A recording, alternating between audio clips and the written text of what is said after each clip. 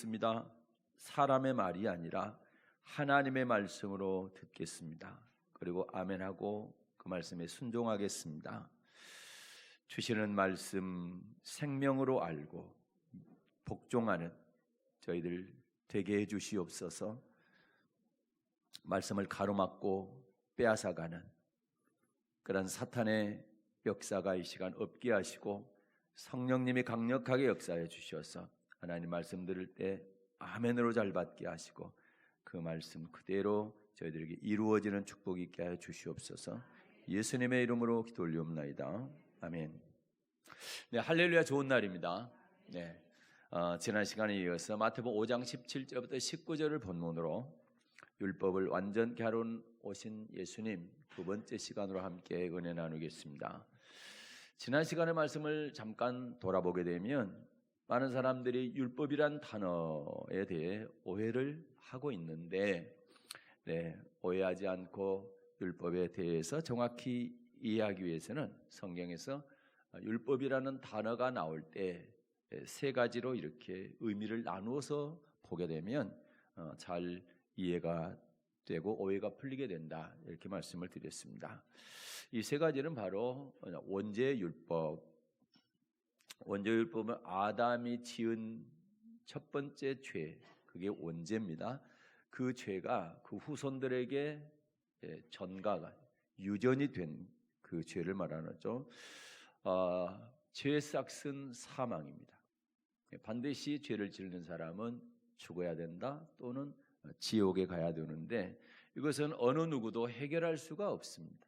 딱 한 분 예수님만이 이 문제를 해결할 수가 있다라는 거죠. 그래서 예수님을 믿게 되면 원죄율법은 사라지는 것이다. 그리고 죄 짓기 전에 아담의 상태로 우리가 회복된다고 말씀을 드렸습니다. 두 번째는 사람의 율법인데요, 신의 산 율법에다가 사람의 계명을 더한 율법을 말합니다.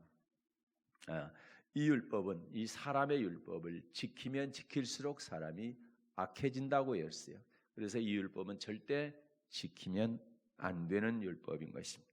대표적인 사람이 바리새인과 서기관들이었고, 이들에게 회개할 기회를 주었는데도 불구하고 회개하지 않으니까 하나님께서 지옥의 판결을 피할 수 없다. 우리 예수님께 직접 말씀하셨죠. 지옥의 판결을 피할 수 없다, 이렇게 말씀하셨습니다. 자, 세 번째 율법은 신의 산 율법인데, 이것은 하나님께서 신의 산에서 10계명은 직접 주시고 나머지 율법들은 모세를 통해서 주셨습니다. 이 율법은 제사에 관한 율법, 제사장에 관한 것, 제사에 관한 율법이 완전케 한 것 빼놓고 나머지 모든 것은 지금도 똑같이 유효하다라는 거죠.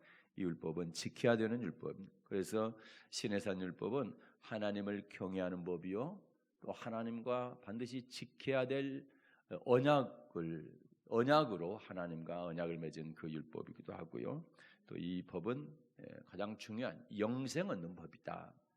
이 율법의 핵심이 뭐냐 할 때 하나님 사랑하는 것이고 이웃을 사랑하는, 그래서 사랑의 법이다, 율법. 그래서 율법 지키라는 얘기는 사랑하는 삶을 살아라.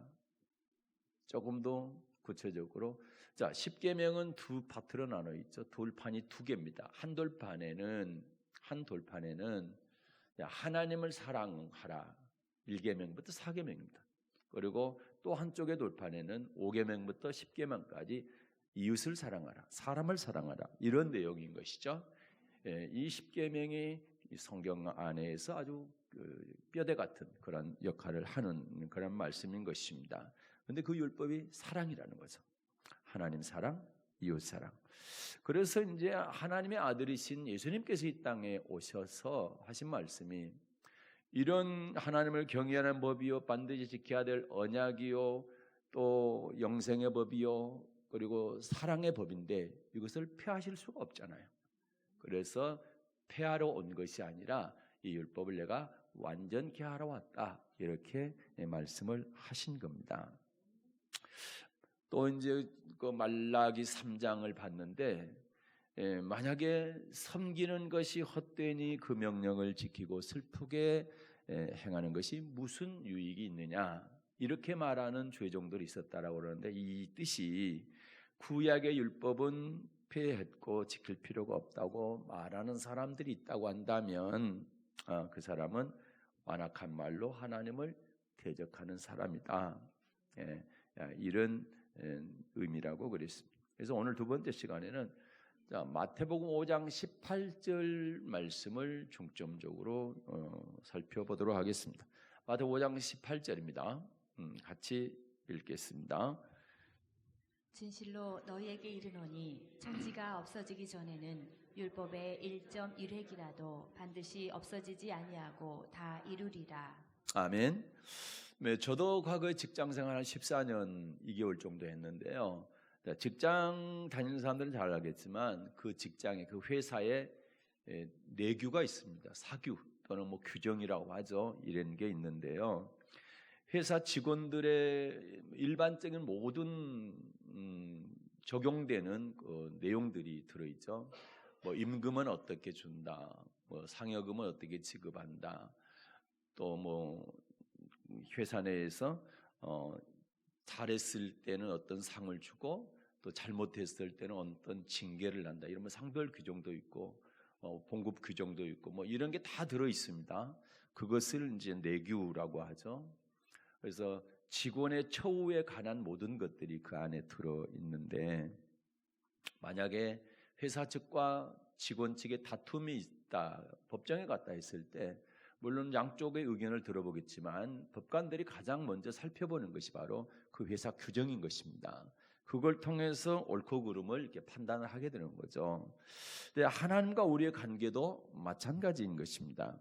우리에게 복을 주시기도 하고 징계를 하시기도 하시고 그리고 궁극적으로는 영생도 주시고 또 반대로 영벌을 주시는 이것이 하나님 임의대로 하시는 것이 아니라 하나님께서 회사 규정과 같은 우리에게 미리 기록된 하나님의 말씀인 법규 이걸 주셨다라는 거죠. 규례와 법규 또는 율법 하나님의 말씀 그거를 기록한 책이 바로 성경책인 것입니다. 혹시 뭐 세상에서는 사장님이나 또는 법관들이 실수할 수가 있죠. 뭐 보니까 대법원에서 이렇게 판결을 하게 되면 1, 2심에서 이렇게 올라간 것에 판결을 뒤집는 경우가 많지는 않은데 그래도 한 1% 정도 된다더라고요. 그럼 100건 가운데 한 건 정도는 다시 이게 심판을 잘못한 것 같다. 이거 다시 한번 해봐라. 이렇게 돌려보낸다라는 거죠. 그러니까 100건 중에서 한 건 정도는 법관이 잘못할 수 있다는 그런 얘기잖아요. 그러나 우리 하나님은 절대로 실수하지 않으시는 분이시다. 아주 공의로운 판단, 절대로 틀리지 않는 그런 판단을 하시는 분인데 그 기준이 뭐냐 할 때 성경인 것입니다. 하나님은요 심은 대로 거두게 하시고 또 행한 대로 갚아주시는 분이신 것입니다. 그 모든 기준이 바로 성경입니다. 성경. 그래서 하나님은 말씀을 우리에게 먼저 주시고 그 말씀대로 시행하시는 분이시다. 말씀대로 이루시는 분이시다. 그래서 성경 전체의 내용을 두 파트로 나눠본다면 하나는 예언의 말씀입니다. 그리고 또 하나는 그 예언이 이루어지는 말씀, 성취의 말씀이라는 거죠. 네. 그래서 하나님께서 지금까지 하신 일들은 절대 기록된 말씀에서 벗어나지 않으셨다라는 거죠. 앞으로도 절대 벗어나지 않으실 거라는 거죠. 지금까지 하나님의 말씀이 그대로 이루어졌던 것처럼 앞으로도 그대로 이루어질 것이라는 겁니다. 그래서 하나님은요 모든 것을 말씀대로 이루셨고 또 앞으로도 말씀대로 반드시 그대로 이루어 가실 것이다. 그래서 우리는 하나님을 믿는다 할 때 그분께서 하시는 말씀을 믿는 겁니다. 그분이 이렇게 말씀하셨다면 그리고 이렇게 하면 천국 간다고 말씀하셨다면 그렇게 하면 천국 가는 것이고 반대로 너희들 이렇게 하면 지옥 간다 했다면 그렇게 하면 지옥 가게 될 것입니다. 그래서 우리는 하나님 말씀을 아주 마음에 잘 새겨야 되는 것이고 절대로 흘려드리면 안 된다. 잘 드려야 될 줄로 믿습니다. 그래서 하나님은요 발람 선지자를 통해서 이렇게 말씀하셨어요. 민수기 23장 19절입니다. 민수기 23장 19절입니다.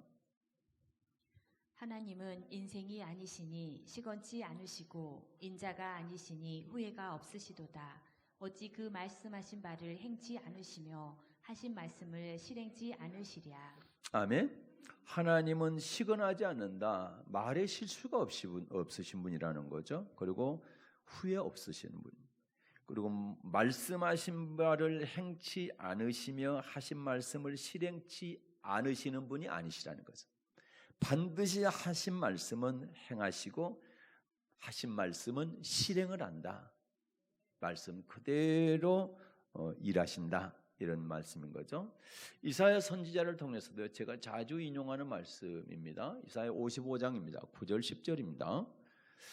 10절 11절 이사야 55장 10절과 11절을 보겠습니다.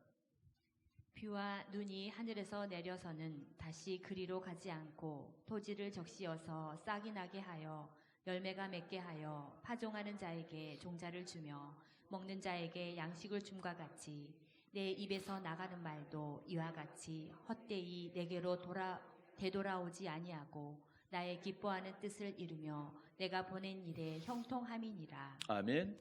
여러분 비와 눈이 내리면 비와 눈 그대로 하늘로 다시 올라가는 게 아니죠.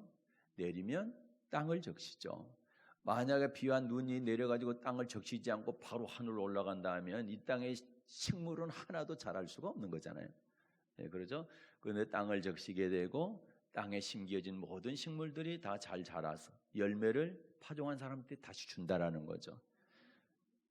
세상 이치도 그러는데 하나님 만들어 놓은 이치가 그렇습니다. 그런데 하물며 하나님의 입에서 나오는 말씀이 헛되이 아무 효과도 없이 아무 능력도 없이 말씀 그대로 하나님께로 다시 돌아가겠느냐? 그럴 리가 없다. 반드시 하나님께서 하신 말씀은 하나님의 뜻을 반드시 이룬다라는 거죠. 말씀 그대로 이루신다라는 거죠. 예. 말씀 그대로 이루는 것이 저주를 이루는 것이 아니라 형통을 이룬다라는 겁니다.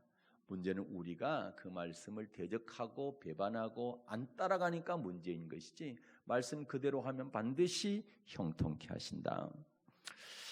오늘 본문 말씀 마태복음 5장 18절 한번 보겠습니다. 읽겠습니다. 마태복음 5장 18절. 진실로 너희에게 이르노니 천지가 없어지기 전에는 율법의 1.1획이라도 반드시 없어지지 아니하고 다 이루리라. 아멘. 아들 하나님께서 이렇게 분명하게 말씀하셨습니다. 진실로 너희에게 이르노니. 예수님의 말씀이 진실이 아닐 수가 없는데 강조하시느라고 진실로 너희에게 이른다. 천지가 없어지기 전에는 율법의 1.1획도 없어지지 아니하고 다 이룬다. 그것도 반드시입니다. 반드시 다 이룬다. 예. 그래서 하나님의 말씀은 허투루 바르면 안 돼. 이렇게 한다고 그러셨네? 설마 이렇게 하시겠어? 이렇게 하면 절대 안 된다 이 말입니다. 예. 이렇게 하신다고 그래서 그러면 내가 정말 조심해야 되겠다. 알지, 그렇지, 나는 이렇게 살아야지. 말씀을 그렇게 봐야 되는데 하나님이 이렇게 말씀하셨지만 설마 그렇게까지 하실까? 이런 자세로 절대 말씀하지 말라는 겁니다. 하나님의 말씀은 반드시 이루어진다. 신약의 예언서가 계시록이잖아요. 요한계시록 1장 1절 보겠습니다. 첫 장 첫 절에서 하나님께서 뭐라고 말씀하는가 보십시오. 자, 1장 1절. 예수 그리스도의 계시라. 이는 하나님이 그에게 주사 반드시 속히 될 일을 그 종들에게 보이시려고 그 천사를 그 종 요한에게 보내어 지시하신 것이라. 아멘. 우리 성경을 읽은 권사님이 아주 부드럽게 반드시 속히 될 일 이렇게 했는데 이게 반드시 속히 될 일이 그게 아니야. 반드시 속히 이루어질 일입니다. 반드시 속히 이루어질 일이다. 이게 허튼 말씀이 아니라는 거예요. 반드시 그대로 속히 이루어질 일을 기록했다는 거예요. 성경이 그렇습니다. 반드시 그대로 이루어집니다. 근데 많은 분들이 설마 이렇게까지 하시겠어 하나님이? 정말 하나님은 사랑이신데 사랑의 하나님이 설마 자기 자녀를 지옥 보낼까? 근데 성경에 기록됐다면 그렇게 하는 거죠. 그러면서 애를 다 들어주신 거예요. 이스라엘 백성들 하나님께 직접 택하셨다. 10가지 어마무시한 기적과 이적과 표적을 통해서 홍해를 바다를 갈랐습니다. 그리고 그걸 건너게 했습니다. 그리고 광야에서 40년 동안 의복이 헤어지지 않고 발이 부르지 않도록 하늘에서 직접 양식을 내려서 먹여주셨습니다. 그럼에도 불구하고 그들의 다수를 멸망시켰다. 그것이 우리에게 거울이 된다. 이렇게 성경은 말씀하고 있는데도 불구하고 이런 말씀들은 듣지 아니하고 하나님은 사랑이니까 절대 지옥 안 보내, 이런 얘기만 자꾸 듣게 됩니다. 그 신앙이 자랐기는커녕 오히려 처음에 은혜 받았던 신앙이 갈수록 떨어지게 되는 거예요. 그래서 오래 믿었으면 선생이 돼야 될 텐데 오히려 어린아이 그 상태 그대로 살아가는 사람들이 있다 말입니다. 우리 교회는 그런 분이 한 분도 안 계시기를 예수님의 이름으로 축복합니다. 자라나시기를 바라요.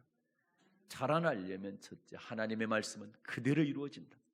하나님의 말씀에 대한 절대적인 신뢰, 절대적인 믿음, 그리고 한편으로는 말씀 받을 때만큼은 두려운 마음으로 받아야 된다. 이것이 하나님의 말씀인 것입니다. 간혹 어떤 사람들은요, 교회 목사가 꼭 필요한가? 이렇게 반문한 사람이 있고, 실제로요 목사가 없는 그러한 이단 교회가 있어요. 나주에도 있더라고 보니까. 그러면 여러분, 교회 왜 주의종이 필요할까요? 하나님께서요 주의종 목사를 세우신 목적이 뭐예요? 하나님의 말씀을 대언시키기 위함이다. 대신 하나님의 말씀을 하게 하기 위함이라는 거죠. 그래서 그 목사가 필요한 거예요. 그래서 목사는 뭐 해야 돼요? 여기서 하나님의 말씀만 대언해야 돼요. 여기서 절대로 사람 말하면 안 되는 겁니다. 오직 하나님의 말씀만 그대로 대신 전하는 사람이 목사다. 그래서 맨 처음에 하나님께서 모세를 선지자로 세울 때요, 선지자로 세우신 목적을 이렇게 말씀하시는 거예요. 신명기 18장 18절입니다. 신명기 18장 18절. 내가 그들의 형제 중에 너와 같은 선지자 하나를 그들을 위하여 일으키고 내 말을 그 입에 두리니 내가 그에게 명하는 것을 그가 무리에게 다 고하리라. 아멘. 네. 내 말을 그 입에 두리니, 하나님의 말씀을 선지자의 입에 두리니 내가 그에게 명하는 것을 그가 무리에게 다 고하리라. 하나님은 선지자의 입에 하나님의 말씀을 두시고 그 선지자는 무리에게, 성도들에게 하나님의 말씀을 그대로 전하라. 이게 선지자를 세운 목적, 주의 종을 세운 목적, 지금 목사가 존재하는 목적인 것입니다. 그래서 목사가 중요한 거예요. 하나님의 말씀을 전하느냐 아니면 사람의 말을 전하느냐 자기 말을 전하느냐, 오직 하나님의 말씀만 전해야 된다는 것이죠. 에레미야 선지자에게도 이렇게 말씀하셨어요. 에레미야 1장입니다. 7절부터 9절입니다. 에레미야 1장 7절부터 9절 읽겠습니다. 여호와께서 내게 이르시되 너는 아이라 하지 말고 내가 너를 누구에게 보내든지 너는 가며 내가 내게 무엇을 명하든지 너는 말할지니라. 너는 그들을 인하여 두려워 말라. 내가 너와 함께하여 너를 구원하리라. 나 여호와의 말이니라 하시고. 아멘. 7절 하반절을 보니까 내가 내게 무엇을 명하든지 너는 말할지니라. 축복의 말을 명해도 그대로 말해야 되고, 저주의 말을 명해도 너는 그대로 말해야 된다. 회개의 말을 명해도 너는 그 말을 그대로 전해야 되고, 심판의 말을 전해도 너는 그대로 전해야 된다. 그리고 9절 하반절에 보게 되면 보라 내가 내 말을 내 입에 두었노랍니다. 내가 내 말을 네 입에 두었다. 그래서 주의 종은 하나님의 말씀을 그대로 똑같이 전해야 될 그런 사명을 가진 사람이다. 그리고 그래야 거기에 대한 책임이 있는 것입니다. 에스겔 선지자를 통해서 똑같은 말씀을 하셨어요. 에스겔 2장 4절 보겠습니다. 에스겔 2장 4절. 이 자손은 얼굴이 뻔뻔하고 마음이 강팍한 자니라. 내가 너를 그들에게 보내노니 너는 그들에게 이르기를 주 여호와의 말씀이 이러하시다 하라. 아멘. 자, 에스겔 선지자를 통해서 뭐라고 말씀합니까? 자, 얼굴이 뻔뻔하고 마음이 강팍한 자인데 내가 그들한테 보낸다. 그들이 듣든 안 듣든 상관없이 여호와의 말씀이 이러하시다라. 하나님의 말씀이 이렇다라고만 전하라는 거죠. 11절, 3장 11절도 보겠습니다. 에스겔 3장 11절입니다.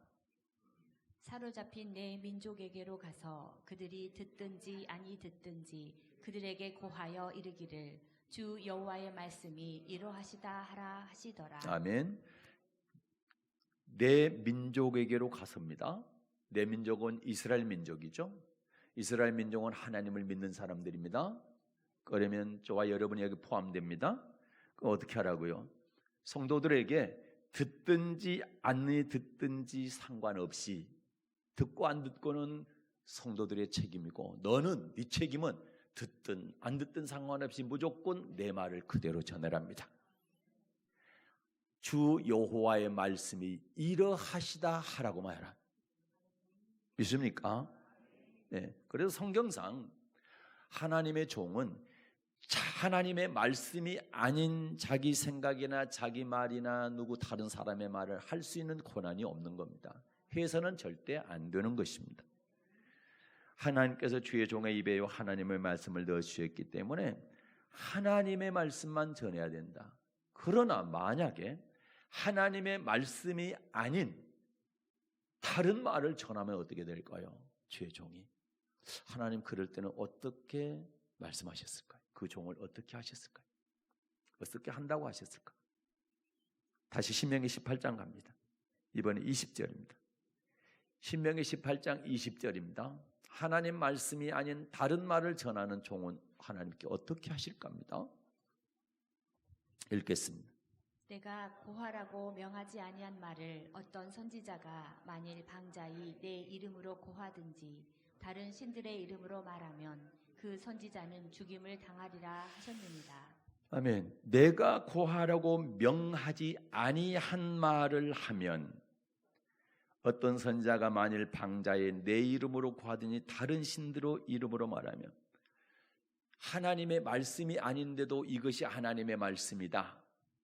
이렇게 말하는 선지자 주의 종이 있다면 어떻게 합니까? 그 선지자는 죽임을 당하죠. 내가 그를 죽여버리겠다는 겁니다. 또 그러면 어떤 사람도 그래요. 아니 저 사람 안 죽고 멀쩡하던데 저 이단이기도 하고 그런데 멀쩡하던데 네. 그럼 뭐라고 대답해야 돼요? 네, 100% 지옥 갑니다. 100%. 성경에서 죽임이란 얘기는 죽임당한다, 죽었다 할 때는 이게 지옥 간다는 의미입니다. 멸망당한다 이런 의미가 지옥 간다는 얘기잖아요. 여러분 이 땅에서 죽는 건 아무것도 아니에요. 어차피 사람은 다 죽어.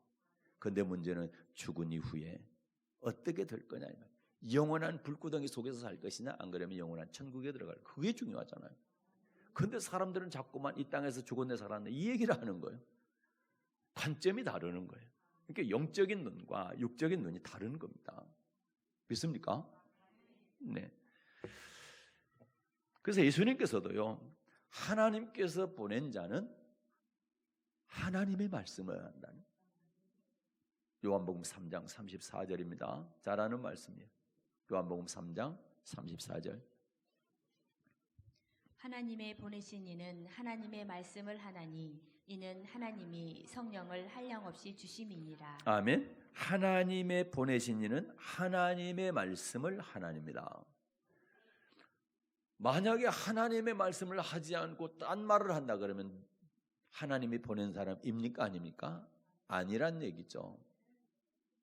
자꾸 신학자의 말만 한다 그러면 신학자가 보낸 사람이죠. 어떤 철학자의 말을 찾고 한다는 건 철학자가 보낸 사람이죠. 그런데 하나님께서 보낸 종은 어떻습니까? 하나님의 말씀만 한다라는 거죠. 보면. 그래서 여러분은 분별해야 돼. 그런데 어느 종이 이건 하나님의 말씀이 아닙니다라고 전하는 사람이 어디가 있습니까? 다 이게 하나님의 말씀입니다라고 전하는데 아닌 말씀이 있다라는 거죠. 그러니까 아까 신명기 18장 20절에서 내 이름을 빙자하여입니다. 내 이름을 빙자하여 다른 말을 전하면 그는 죽임을 당할 것이다. 그런 거예요. 하나님의 이름을 빙자해서 하는 사람들이 얼마나 많냐 이 말이죠. 이단들이 성경책 가지고 다 하는 거. 신천지도 성경책 펴놓고 가르치는 거. 성경만 가지고 하던데 그러니까 분별할 줄 알아야 된다 이 말이죠.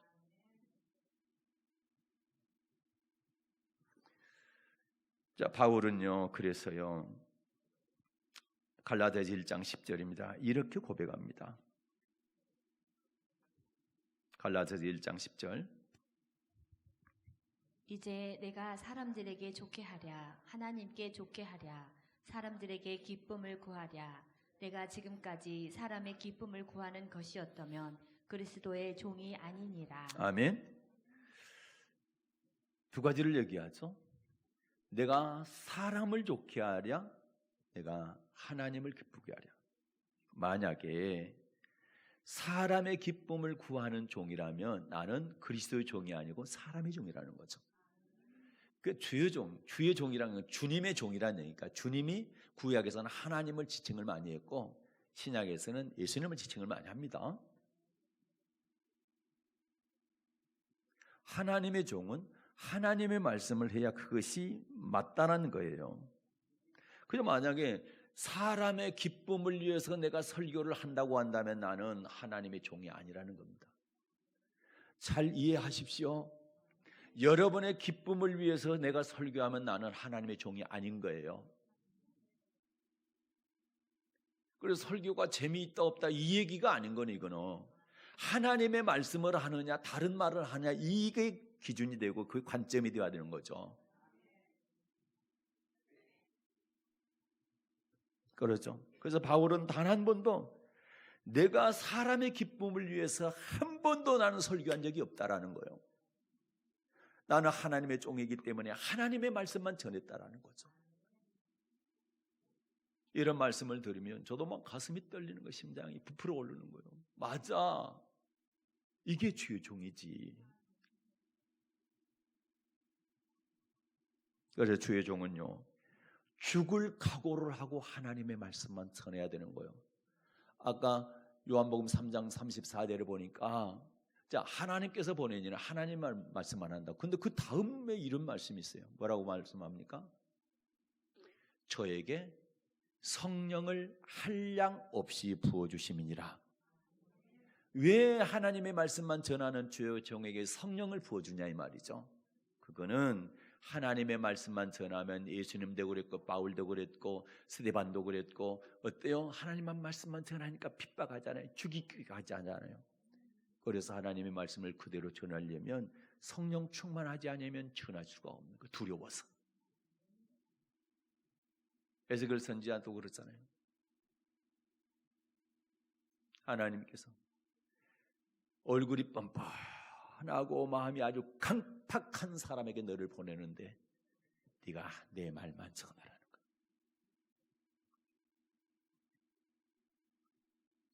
그러니 성령 충만해야 되겠죠.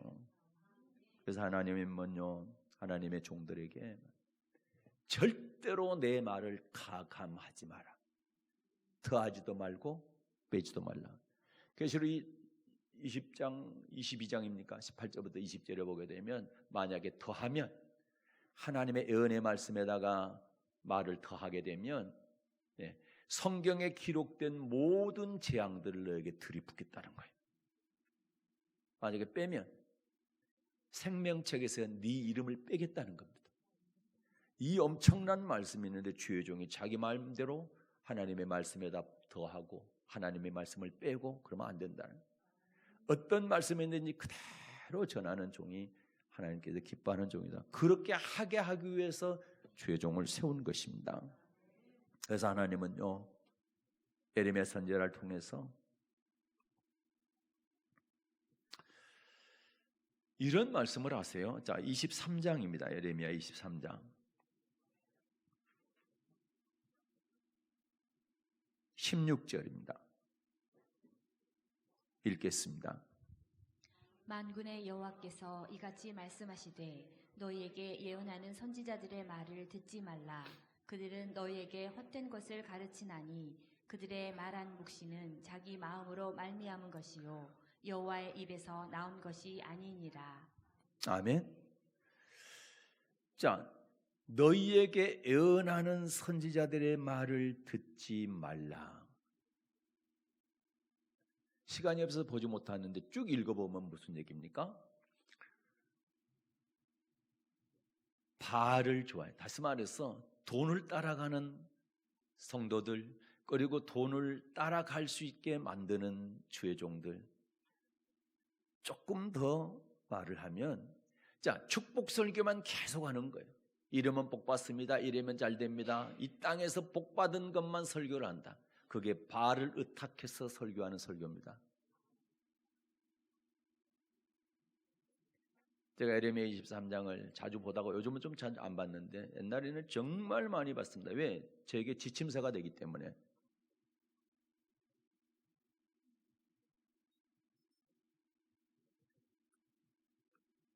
만약에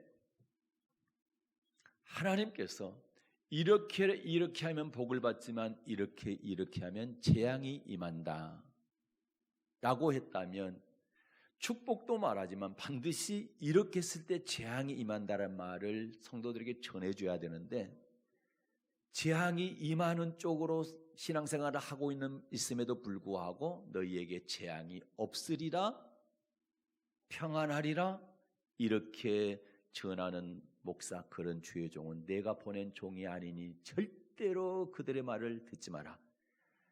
그들은 나를 헛되이 섬기게 만든다.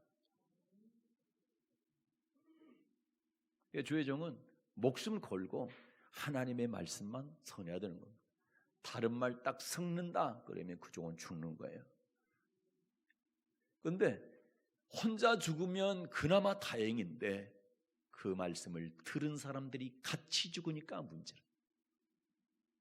성도가 잘못된 주의 종, 소경된 주의 종의 말을 듣고 따라가게 되면 같이 소경이 되어서 둘 다 구덩이에 빠진다. 이거 예수님께서 하신 말씀.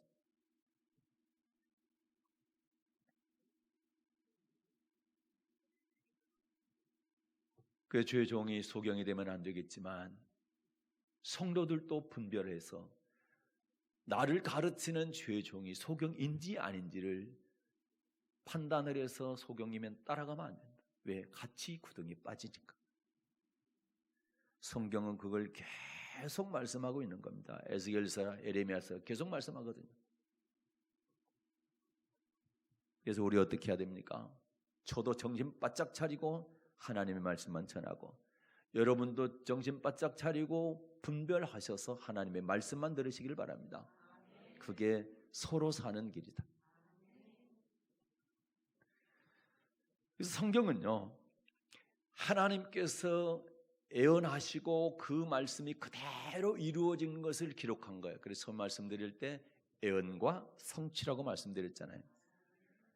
제가 한 성경에 아주 중요한 예언과 성취를 말씀을 드리고 싶은데 시간이 거의 다 돼서 한두 개만 보도록 하겠습니다. 자, 예수님께서요, 여자의 후손으로 오신다라는 성경 그런 예언이 구약에 있는데 창세기에 나옵니다. 창세기 3장 15절입니다. 창세기 3장 15절. 내가 너로 여자와 원수가 되게 하고 너의 후손도 여자의 후손과 원수가 되게 하리니 여자의 후손은 내 머리를 상하게 할 것이요 너는 그의 발꿈치를 상하게 할 것이니라 하시고. 아멘. 아담이 죄를 짓고요, 그의 후손들이 다 죄의 유전을 받게 되죠. 그런데 그 죄 문제를 해결하게 될 때, 자, 그리스도를 보내겠다는 겁니다. 그런데 어떻게 보내느냐? 여자의 후손으로 보내요. 남자가 아니고 여자의 후손입니다. 여자의 후손. 그래서 여러분 구약의 족보 창세기 5장이라든지 또는 역대상이라든지 근데 구약의 족보는 전부 뭡니까? 예수님 오시기 전까지의 족보입니다. 예수님까지의 족보입니다. 마태복음 1장도 족보가 나오죠. 누가복음 3장도 족보가 나오죠. 전부 모든 족보는 어디까지입니까? 예수님까지인 거예요. 예수님의 족보 이야기입니다. 그리스도의 탄생의 족보 이야기를 하는 거예요. 그래서 마태복음 1장에 지금 아브라함과 다윗의 자손 예수 그리스도 속에라. 이 족보는 예수 그리스도 족보라는 거예요. 네. 근데 마태복음 1장 16절에 보면 야곱은 마리아의 남편 요셉을 낳았으니 마리아에게서 그리스도라 칭하는 예수가 나시니라. 다른 사람들은 남자를 통해서 이렇게 족보를 말하는데 예수님만 마리아에게서 예수가 나셨다. 그리스도라 칭하는 예수가 나셨다. 이렇게 말씀하고 있는 겁니다. 처녀가 잉태해서 아들을 낳을 것이다. 이사야 선지자가 이 예언을 했는데 창세기 3장 15절의 말씀의 연장선에 있는 예언인 것입니다. 창세기 3장 15절에서 여자의 후손으로 메시아가 오신다. 그걸 똑같은 이사야 선지자가 처녀가 잉태하여 아들을 낳게 될 것이다. 이사야 7장 14절입니다. 이사야 7장 14절. 그러므로 주께서 친히 징조로 너희에게 주실 것이라. 보라, 처녀가 잉태하여 아들을 낳을 것이요 그 이름을 임마누엘이라 하리라. 아멘.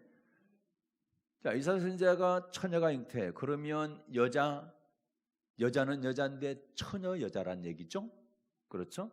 자, 마태복음 1장 23절에서 가브리엘 천사가 마리아라고 하는 처녀에게 나타났습니다. 그리고 이렇게 얘기하죠. 자, 마태복음 1장 23절입니다. 마태복음 1장 23절. 보라, 처녀가 잉태하여 아들을 낳을 것이요 그 이름은 임마누엘이라 하리라 하셨으니 이를 번역한즉 하나님이 우리와 함께 계시다 함이라. 아멘. 처녀가 잉태해 아들을 낳을 것이요 그 이름은 임마누엘. 임마누엘은 하나님께서 함께 하시다. 그런 뜻이죠. 네. 그래서 창세기부터 이사야 시대를 해서 그 다음에 이제 예수님께서 때가 되어서 태어나실 때가 되니까 천사가 수태고지를 하는데 처녀를 통해서 잉태되어서 나실 것이다 이렇게 하죠. 바울이 이렇게 얘기합니다. 자, 갈라디아서 4장 4절입니다. 갈라디아서 4장 4절. 바울이 한 얘기가 아니라 바울을 통해서 하나님께서 하신 말씀이죠. 갈라디아서 4장 4절입니다. 때가 참에 하나님이 그 아들을 보내사 여자에게서 나게 하시고. 아멘. 때가 참에 하나님이 그 아들을 보내사 여자에게 나게 하시고. 창세기 3장 15절에 예언된 말씀이 때가 됐습니다. 그리고 여자에게 나게 하시고입니다. 이 여자가 바로 마리아, 처녀 마리아, 동정녀 마리아인 것입니다. 자, 그러면 예수님을요 잉태한 마리아의 결단의 말을 한번 들어볼게요. 자, 누가복음 1장 38절입니다. 누가복음 1장 38절. 마리아가 가로되 주의 계집종이 오니 말씀대로 내게 이루어지이다 하매. 아멘. 자, 마리아가 그런 주의 계집종의 말씀대로 내게 이루어지답니다. 뭐대로요? 말씀대로, 예언대로 이루어지란. 말씀대로. 천사가 한 말대로도 있지만 자, 창세기 3장 15절부터 계속 여자를 통해서 메시아가 태어난다. 이사야 선지자가 처녀를 통해서 메시아가 태어난다. 그 예언의 말씀 그대로 이루시라는 겁니다. 만약에 그 예언이 없었다면 마리아는 처녀를 통해서 여자를 통해서 태어난 메시아가 태어난다는 것을 알아요 몰라요? 모르잖아요. 근데 그러한 예언의 말씀을 알고 있었기 때문에 그 말씀이 그대로 이루어지기를 원하는 거죠. 맞습니까? 네. 메시아 탄생의 말씀을 믿었기 때문에 말씀대로 내게 이루어지이다. 이렇게 결단함으로 자기 처녀인 자기의 자궁을 성령님께 하나님께 빌려드리거든. 그래서 그 메시아가 마리아를 통해서 태어나게 되고 이 세상에 태어난 여자 가운데 가장 복받은 여인이 되게 된 거 아니겠습니까? 창세부터 계속 이어져온 하나님의 말씀이 이루어지는 장면. 이뿐만 아니라 출애굽 사건이라든지 추배출 바벨론 사건이라든지 아들과 딸의 고기를 삶아 먹는 사건이라든지 성경에 기록된 말씀 수없이 많은 말씀들이 예언한 대로 그대로 이루어집니다. 그래서 오늘 마태복음 5장 18절에서 천지가 없어지기 전에 율법의 1.1획도 없애야 하고 다 이루어진다 하는 말씀에 대해서 추호도 여러분 의심하지 마시고 반드시 말씀대로 이 땅에서 복을 주시지만 심판도 하시는 하나님, 영생도 또 영벌도 주장하시는 하나님, 말씀 그대로 이루어지는 하나님을 믿으시고 그 말씀을 따라감으로 이 땅의 복과 영생의 복을 받는 여러분 되시기를 예수님의 이름으로 축복합니다. 은혜로우신 하나님 아버지 감사합니다.